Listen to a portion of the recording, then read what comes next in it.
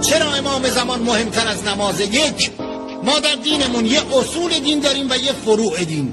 به یه چیزایی گفتن اصل و به یه چیزایی دیگه گفتن فرع، و امامت جزء اصول دینه و همیشه اصل از فرع بالاتر. امیر المؤمنین علیه السلام میفرمایند انا صلاة المؤمن. تفکر کنیم، تدبر کنیم تو دین، اون تفکری که 1 ساعتش 70 سال عبادت رو تو گونی میکنه. اصل دین رو دریابیم، اصل دین که امام زمان باشه رو دریابیم. تمام گرفتاری ها و بدبختی های ما از اینه که اصل دین رو رها کردیم و با توجه به نماز روزه هامون فکر میکنیم انسان های دینداری هستیم. اماممون غریب و تنهاست، قرن هاست، حلم ناصر ایشون بلنده، عین خیالمون نیست. دلمون خوش نماز میخونیم، این نماز به درد نمیخوره. دلخوش این نمازها نباشیم.